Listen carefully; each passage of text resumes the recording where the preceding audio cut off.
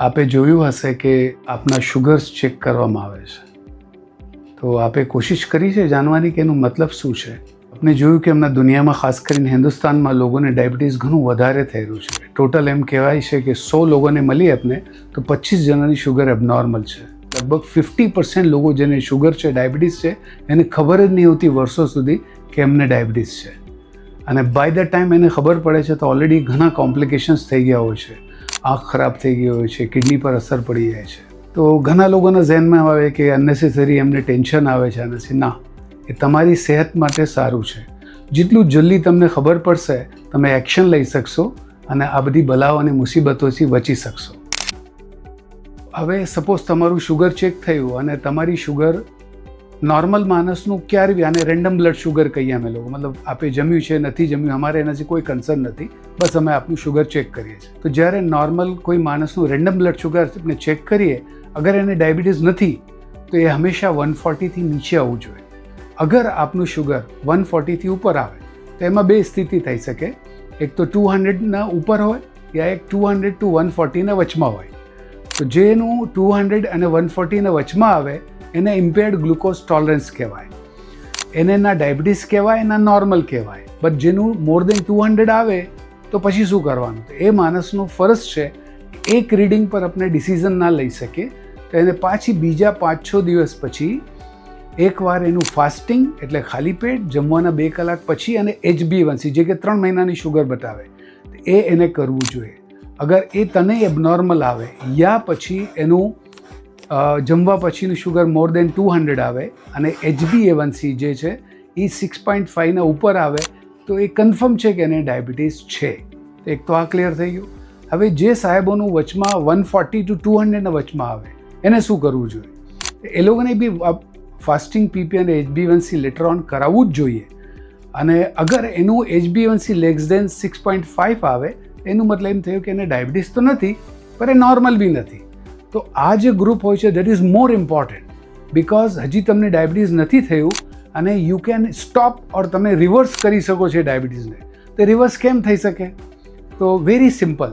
તમને અગર 10 કિલો વજન તમારું ઘટાડી લો ડાયટ કરીને, એક્સરસાઇઝ કરીને, મીઠું બંધ કરીને, તમે 5-10 વર્ષ સુધી તમે ડાયાબિટીસથી બચી શકો છો. 5-10 વર્ષની ઘણી ઇમ્પોર્ટન્સ હોય છે. તો આ જે શું કામ ચેક કરવામાં આવી રહ્યો છે આનો મેઇન મકસદ છે. હવે આપણે વાત કરીએ वो લોકોની કે જેનું 200ના ઉપર છે એને શું કરવું જોઈએ?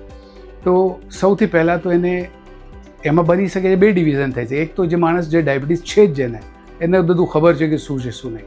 એક वो શખ્સ જેને ખબર નહોતી, પહેલી વાર ખબર પડ્યું, એને શું અમલ કરવું જોઈએ?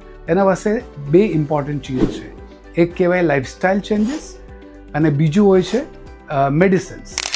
તો પહેલાં આપણે વાત કરીએ લાઇફસ્ટાઇલ ચેન્જીસની. તો લાઇફસ્ટાઇલ ચેન્જીસને અગેન 2માં આપણે ડિવાઈડ કરીએ. એક હોય છે ડાયટ અને બીજું હોય છે એક્સરસાઇઝ. ડાયટના બારામાં અમે તમને થોડી ઇમ્પોર્ટન્ટ ટિપ્સ આપીએ છીએ. નંબર 1, એટલું ઓછું જમશો તમારી શુગર્સ કંટ્રોલમાં રહેશે, તમારું વજન કંટ્રોલમાં રહેશે, 25 જાતની બલાઓથી દૂર રહેશો. તો most important message is eat less. Number 2, what you can do, જેટલું બની શકે જ્યારે તમે ઘરમાં હોય, બહાર હોય તો ઠીક છે, જમવા ગયા હોય તો ઇટ્સ ઓકે, પણ જમવા ઘરમાં હોય કે જે મોટા અનાજ કહેવાય છે જવાર, બાજરા, મક્કા, એની રોટી ખાવાથી શુગર અને બોડી વેટ બંને પર ઘણો પોઝિટિવ અસર પડે છે. અને એ કરવું કોઈ મોટી વાત નથી. Anybody can do it. Third very important thing for diet is avoid all એવી ચીઝ કે જેને લેવાથી ઇમિજિએટલી તમારું શુગર 200થી 400 થતું હોય. એ કઈ ચીજો છે?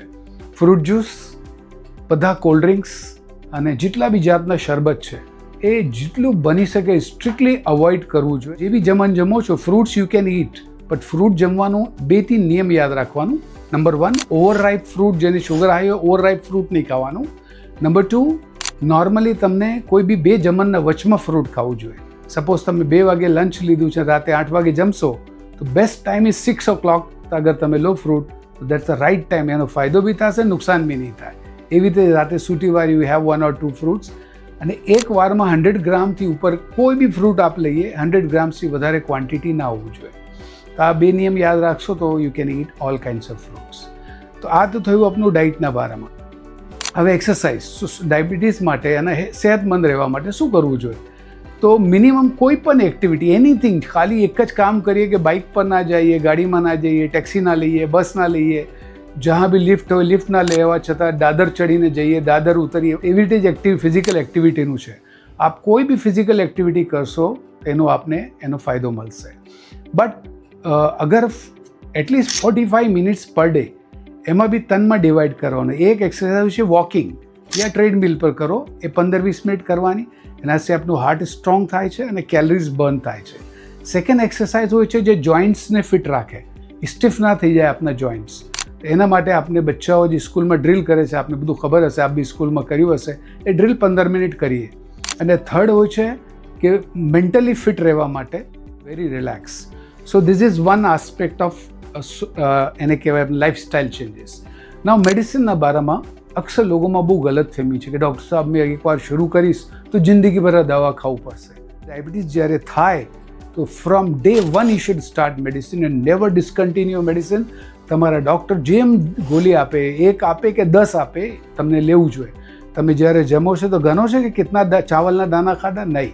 એવી રીતે ગોળીમાં તમને કોઈ જાતનું સમજોતો ના કરવું જોઈએ. ડૉક્ટર એક શરત નહીં મૂકવાની કે એક જ ગોળી આપો અને 2 ગોળી આપો, એમ નહીં. જે ડૉક્ટરને જરૂર લાગે એ દવા એને લેવું જોઈએ. અને as early as we should start medicine, તાકે આ મોટી બલાઓ અને મુસીબતો જે આવે છે ડાયાબિટીસના કારણે, પછી 4-5 વર્ષ થઈ ગયા એના પછી આપ દવા લો તો બી આપને કંઈ ફાયદો થવાનો નથી. શુગર કંટ્રોલમાં રહેશે, ઇમિડિયેટ કોમ્પ્લિકેશન નહીં થાય, પણ પેરિફરલ ન્યુરોપેથી, આંખની તકલીફો, બ્રેનની તકલીફો એ તો થશે ને થશે જ.